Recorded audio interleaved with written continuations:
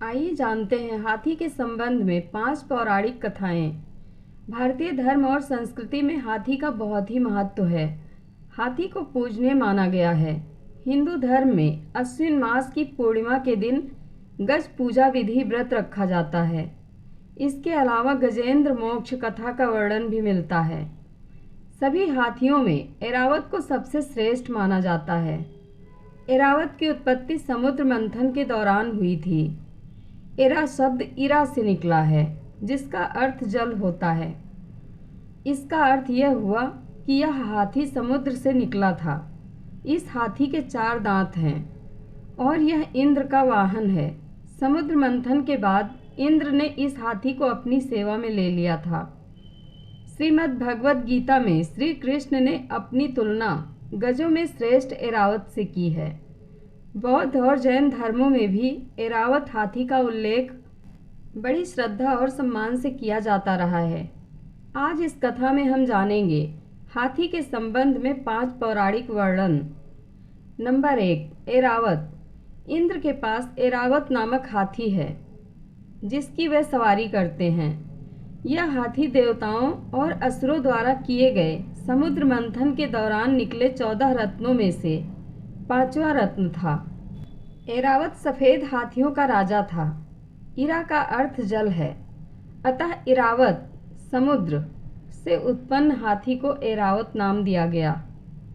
मंथन से प्राप्त रत्नों के बंटवारे के समय ऐरावत को इंद्र को दे दिया गया था, इसलिए इसका इंद्रहस्ती अथवा इंद्र कुंजर नाम भी पड़ा। 4 दांतों वाला सफेद हाथी मिलना अब मुश्किल है। महाभारत भीष्म पर्व के 8वें अध्याय में भारतवर्ष के उत्तर के भूभाग को उत्तर कुरु के बदले ऐरावत कहा गया है।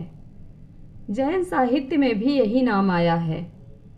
उत्तर का भूभाग अर्थात तिब्बत, मंगोलिया और रूस के साइबेरिया तक का हिस्सा, हालांकि उत्तर कुरु भूभाग उत्तरी ध्रुव के पास था। संभवतः इसी क्षेत्र में यह हाथी पाया जाता रहा होगा। नंबर 2, गजेंद्र। गजेंद्र मोक्ष की कथा का वर्णन श्रीमद् भागवत पुराण में मिलता है। कहते हैं कि क्षीर सागर में त्रिकुट पर्वत के घने जंगल में बहुत से हाथियों के साथ ही हाथियों का एक मुखिया गजेंद्र नामक हाथी भी रहता था। एक दिन धूप के कारण उसे बड़े जोर की प्यास लगी। तब वह समूह के साथ ही पास के सरोवर से पानी पीकर अपनी प्यास बुझाने लगा। उसी समय एक बलवान मगरमच्छ ने उसका पैर अपने जबड़े में पकड़ लिया और उसे अंदर खींचने लगा। गजेंद्र ने पूरी शक्ति लगा दी, लेकिन वह उससे पैर को छुड़ा नहीं पाया। उसके साथियों ने भी उसका बहुत सहयोग किया, लेकिन वह सभी असफल रहे। जब गजेंद्र ने खुद को मृत्यु के निकट पाया और कोई उपाय नहीं सूझ रहा था, तो उसने द्रवित होकर प्रभु को पुकारा। वह अंतर्नाद करते हुए श्री हरि की स्तुति करने लगा। एक स्तुति को सुनकर श्री हरि ने आकर उसकी जान बचाई। कहते हैं कि यह गजेंद्र अपने पूर्व जन्म में इंद्रद्युम्न नाम का राजा था, जो द्रविड़ देश का पांड्यवंशी राजा था। इस जन्म में इसने प्रभु की अपार भक्ति की थी। एक दिन यह राजपाट और घर को छोड़कर वन में तपस्या के लिए चले गए।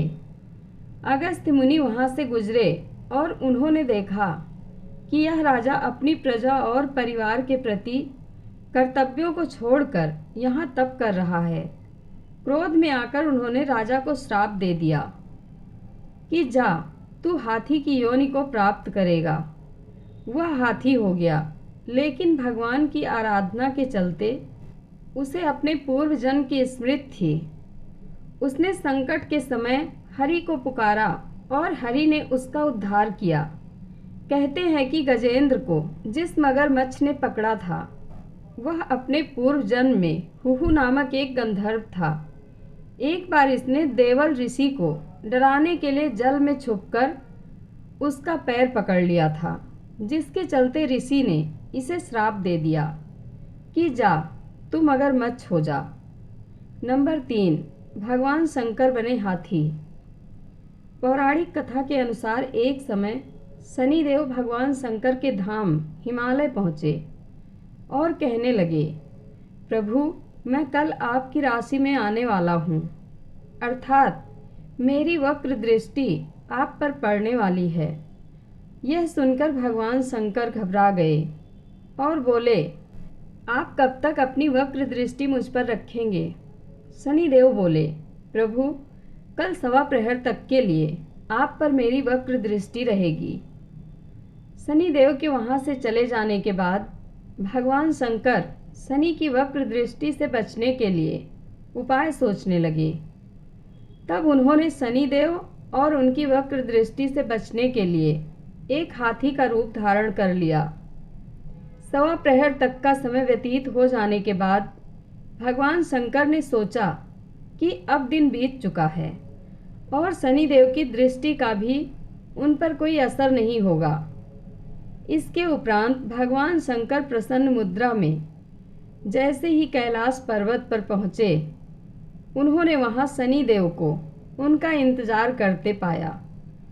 भगवान शंकर मुस्कुराकर शनिदेव से बोले, आपकी दृष्टि का मुझ पर कोई असर नहीं हुआ। यह सुनकर शनिदेव मुस्कुराकर बोले, प्रभु मेरी ही दृष्टि के कारण आपको सवा प्रहर के लिए देव योनि को छोड़कर पशु योनि में जाना पड़ा। इस प्रकार मेरी वक्र दृष्टि आप पर पड़ गई और आप इसके पात्र बन गए। नंबर 4 गणेश। गणेश जी को द्वार पर बिठाकर पार्वती जी स्नान करने लगी। इतने में शिव जी आए और पार्वती के भवन में प्रवेश करने लगे। गणेश जी ने जब उन्हें रोका तो क्रुद्ध शिव ने उनका सिर काट दिया। इन गणेश जी की उत्पत्ति पार्वती जी ने चंदन के मिश्रण से की थी। जब पार्वती जी ने देखा कि उनके बेटे का सिर काट दिया गया तो वे क्रोधित हो उठीं। उनके क्रोध को शांत करने के लिए भगवान शिव ने एक हाथी के बच्चे का सिर गणेश जी के सिर पर लगा दिया और वह जी उठा। नंबर 5 अन्य वर्णन। हाथी को दुनिया के सभी धर्मों में पवित्र प्राणी माना गया है। भारत में अधिकतर मंदिरों के बाहर हाथी की प्रतिमा लगाई जाती है। वास्तु और ज्योतिष के अनुसार भारतीय घरों में भी चांदी, पीतल और लकड़ी का हाथी रखने का प्रचलन है। गीता में श्री कृष्ण कहते हैं कि हे अर्जुन, मैं हाथियों में ऐरावत हूँ। इसके अलावा हिंदुस्तान में प्राचीन काल से ही राजा लोग अपनी सेना में हाथियों को शामिल करते आए हैं। प्राचीन समय में राजाओं के पास हाथियों की भी बड़ी बड़ी सेनाएं रहती थीं, जो शत्रु के दल में घुसकर भयंकर संहार करती थीं। हाथी एक विशालकाय प्राणी है। हालांकि हाथी को गजानन भी कहा जाता है और गणेश जी का स्वरूप भी माना जाता है, परंतु हाथी को तंत्र शास्त्र के अनुसार गजलक्ष्मी देवी की सवारी भी माना गया है। जय श्री हरि। कथा अच्छी लगे तो कमेंट बॉक्स में अपनी राय ज़रूर दें। धन्यवाद।